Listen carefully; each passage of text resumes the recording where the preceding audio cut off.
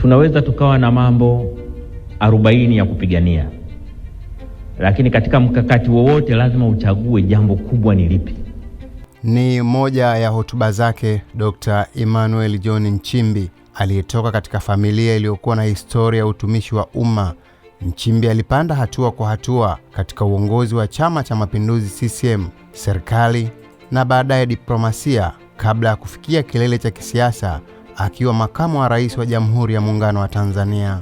Hata hivyo, safari hiyo ndefu imefikia tamati baada ya Nchimbi kuamua kujiuzulu nafasi ya makamu wa rais na kutangaza kustaafu siasa na utumishi wa umma. Emmanuel John Nchimbi alizaliwa Desemba 24 mwaka 1971 mkoani Mbeya, alikokulia katika mazingira ambayo utumishi wa umma ulikuwa sehemu ya maisha ya familia yake. Baba yake John Nchimbi alikuwa askari wa jeshi la polisi na alifikia cheo cha kamishna msaidizi wa polisi ASP, huku pia akiwa amewahi kuwa kamanda wa polisi wa mkoa wa Mtwara. Baba yake pia aliwahi kuwa mjumbe wa halmashauri kuu ya CCM yani neki kupitia kundi la majeshi na baadaye kuwa katibu mkuu wa CCM wa mkoa. Huenda mazingira hayo yalichangia kumjengea Nchimbi mapema uelewa wa utumishi wa umma na uongozi. Nchimbi alianza elimu yake ya msingi katika shule ya msingi Oysterbay jijini Dar es Salaam, ambako alisoma kuanzia mwaka 1980 hadi 86. Baada ya hapo alijiunga na Uru Secondary School kwa masomo ya kidato cha kwanza hadi cha tatu kati ya mwaka 1987 na 1989. Alihamia Sangu Secondary School ambako alihitimisha elimu ya kidato cha 4 kwa mwaka 1990. Kwa elimu ya sekondari ya juu alisoma Forest Hill Secondary School Mbeya kati ya mwaka 1991 hadi 93. Hatua yake iliyofuata ilikuwa ni elimu ya juu katika Institute of Development Management IDM Mzumbe, Morogoro, ambako alisoma stashahada ya juu ya utawala wa umma kati ya mwaka 1994 hadi 1997. Hakusimama hapo, aliendelea na masomo ya uzamili katika chuo kikuu cha Mzumbe alikobobea katika benki na fedha, na baadaye akasoma shahada uzanivu yani PhD katika chuo hicho. Baada ya kuhitimu elimu yake ya juu, Nchimbi alianza kujijenga katika siasa ndani ya CCM.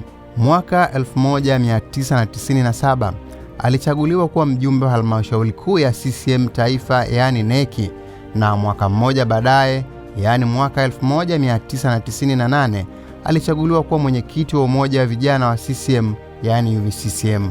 Nafasi hiyo ilimpa jukwaa kubwa la kitaifa na kumweka miongoni mwa viongozi wa vijana waliokuwa na ushawishi ndani ya chama hicho. Wakati huo Nchimbi pia alikuwa akijenga uzoefu katika utumishi wa kitaalamu. Kati ya mwaka 1998 hadi 2003 alifanya kazi katika Baraza la Taifa la Usimamizi wa Mazingira NEMKI.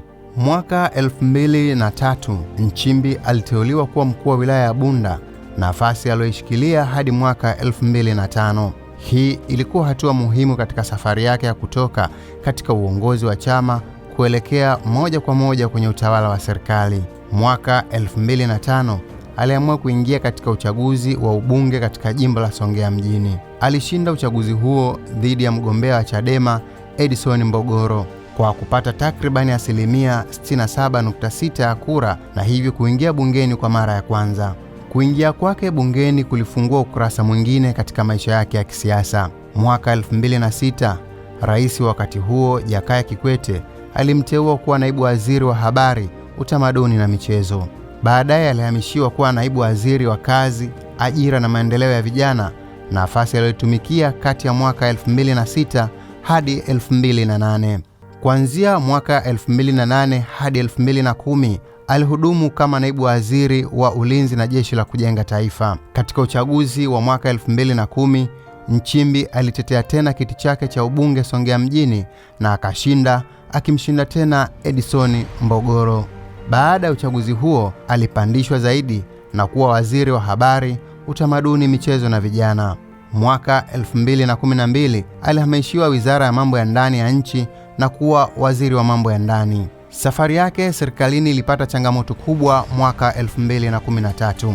Nchimbi aliondoka katika nafasi ya waziri wa mambo ya ndani mwezi Desemba 2013 wakati serikali ilipofanya mabadiliko katika baraza la mawaziri kufuatia utata ulioibuka kuhusu operation tokomeza ujangili. Kwa hatua hiyo, Nchimbi aliondoka katika serikali kuu baada ya miaka kadhaa ya kushika nafasi mbalimbali za uwaziri na unaibu waziri. Baada ya kipindi chake serikalini, Nchimbi alihamia katika eneo la diplomasia. Mwaka 2016 aliteuliwa kuwa balozi wa Tanzania nchini Brazili, akidumu hadi mwaka 2021. Mwaka 2022 alihamishiwa Kairo kuwa balozi wa Tanzania nchini Misri, nafasi aliyoishika hadi mwaka 2023. Miaka hiyo ya uwakilishi wa Tanzania nje ya nchi ilimpa uzoefu katika diplomasia na mahusiano ya kimataifa kabla ya kurejea kwenye ulingo wa siasa za ndani. Mwaka 2024, Nchimbi alirejea kwa nguvu katika siasa za ndani baada ya kuteuliwa kuwa katibu mkuu wa CCM, akichukua nafasi ya Daniel Chongolo aliyejiuzulu. Uteuzi huo ulifanyika Januari 15, 2024 na ukamrudisha Nchimbi katikati ya shughuli za kisiasa za chama tawala. Halmashauri kuu ya CCM Taifa imefanya kikao chake maalum leo tarehe 15 mwezi wa kwanza mwaka 2024 hapa Zanzibar. Pamoja na mambo mengine yote, kikao hicho pia cha halmashauri kuu kimepokea pendekezo la kamati kuu ya halmashauri kuu ya CCM Taifa kuhusu jina la katibu mkuu wa CCM. Wajumbe wa halmashauri kuu ya CCM Taifa kwa sauti moja wameridhia pendekezo la kamati kuu na kupokea jina la ndugu Dr. Emmanuel Nchimbi kuwa katibu mkuu wa Chama cha Mapinduzi. Januari 2025, Rais Samia Suluhu Hassan, ambaye pia alikuwa mwenyekiti wa CCM, alimteua Nchimbi kuwa mgombea mwenza katika uchaguzi mkuu wa mwaka 2025. Uteuzi huo uliashiria hatua kubwa zaidi katika safari yake ya kisiasa, kwani ulimweka moja kwa moja katika nafasi ya kugombea moja ya nafasi za juu katika nchi. Lakini kama mnavyojua, Dr. Philip Mpango ndio makamu wa rais. Miezi ya karibuni hapa amekuja kuniona, kuniomba nimpumzishe. Nikaanza kufikiria tu, sasa nani ataweza kunifaa? Basi nikaa na majina kadhaa na wote tukakubaliana na jina moja. Sasa nataka nililete kwenu jina la kijana wetu Balozi Dr. Emmanuel Nchimbi.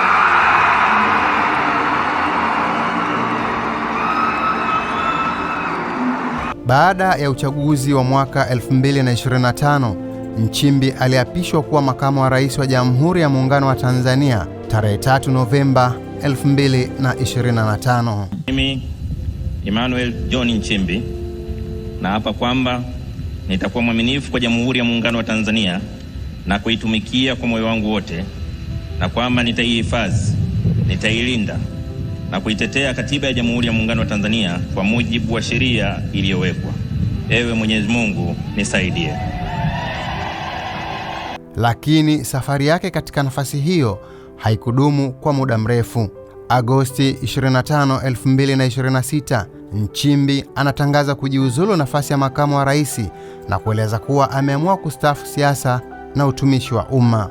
Baada ya masaa kadhaa, Rais Samia Suluhu Hassan anatoa kauli ya kukubali kujiuzulu kwake, huku taarifa zikisema kujiuzulu huko kutaanza kutumikia rasmi Septemba 4 mwaka huu.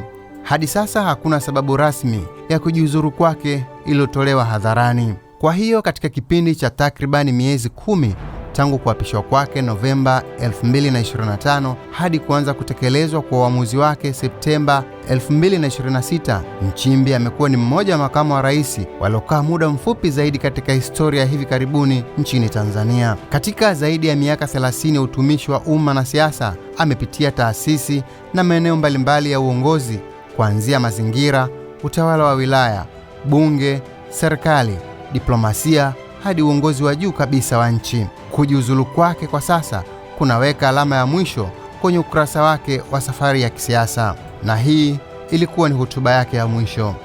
Mheshimiwa Daktari Samia Suluhu Hassan, Rais wa Jamhuri ya Muungano wa Tanzania, Mheshimiwa Mustafa Kamal Mabul, Waziri Mkuu wa Jamhuri ya Kiarabu ya Misri, Mheshimiwa Dr. Mwigulu Lameck Nchemba, Waziri Mkuu wa Jamhuri ya Muungano wa Tanzania, Mheshimiwa Deogratias Ndejembi, Waziri wa Nishati, Mheshimiwa Zuberi Ali Maulidi, Spika wa Baraza la Wawakilishi Zanzibar, Mheshimiwa Hamis Ramadhani, Jaji Mkuu Zanzibar, Mheshimiwa Deo Mwanyika, mwakilishi wa Spika, Mheshimiwa Doto Biteko, Naibu Waziri Mkuu mstaafu, Mheshimiwa Dr. Desina, Rais mstaafu wa Benki ya Maendeleo ya Afrika, Mheshimiwa Dr. Sharozi Migiro, Katibu Mkuu wa CCM na viongozi wote wa CCM walioko hapa, waheshimiwa mawaziri, naibu mawaziri, viongozi wote mlioko hapa na wengine wote waliotajwa katika itifaki zilizotangulia, na ndugu wananchi.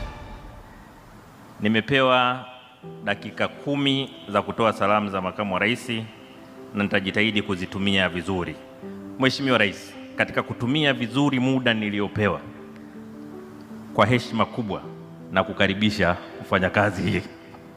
Na huyo ndio Emmanuel Nchimbi kutoka Mbeya alikozaliwa mwaka 1971 kupitia Songea alikojenga mizizi yake ya kisiasa hadi Dodoma alikofikia kilele cha uongozi wa kitaifa. Anaondoka kwenye siasa akiwa ameshika karibu kila ngazi muhimu ya uongozi ambayo mwanasiasa anaweza kuipitia katika maisha yake ya utumishi wa umma. Kwa sasa kila mmoja masikio yake ameyatega kusikia ni nani atashika nafasi hiyo. Makala hii imeandaliwa nami Rajabu Athmani wa TKFM Habari.